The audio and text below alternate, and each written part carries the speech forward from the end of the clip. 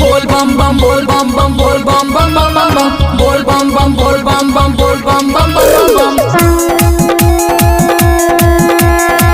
presented by Surangan Sangeet Studio। बम बम बम बम बम भोले बम बम बम बम बम भोले बम बम बम बम बम भोले बम बम बम बम बम भोले जोरी ले हाथे राउर परतानी पइया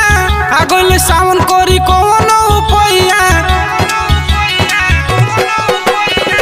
जोरी ले हाथे राउर परतानी पइया आगोले सावन कोरी कोनो उपइया होला भीड़ पहिला सोमारी के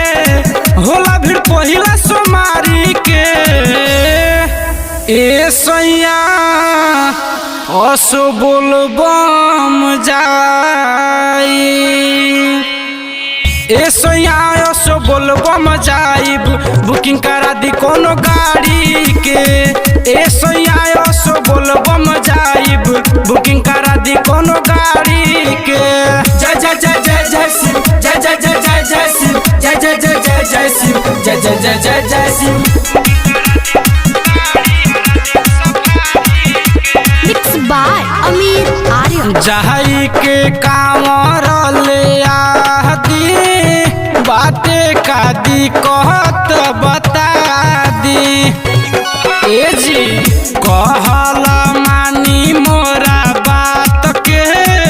बाबा के दर्शन करा दी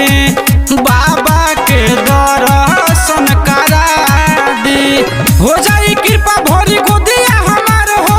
सोचल सपना हो जाई साकार हो पूजन कराइब हम पुजारी से पूजन कराइब हम पुजारी से ए सैया असो बोलबम जाई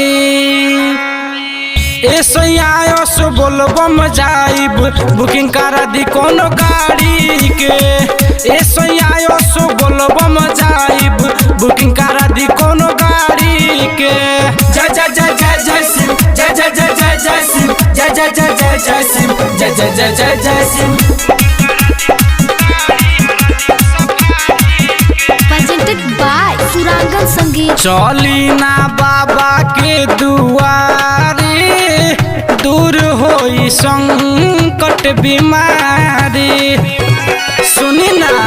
हमके भूलियाई जौनी बात में अमरेश छोटू चली साथ में अमरेश छोटू चली साथ में राइटर अनिल भूषण भी जई है मधु मुरारी अरजी लगई है कहल बात मानी नारी के कहल बात मानी नारी के ए सैया असो बोलबम जाई ए सैया असो बोलबम जाइब बुकिंग करा दी कोनो गाड़ी के ए सैया असो बोलबम जाइब बुकिंग करा दी सफारी के।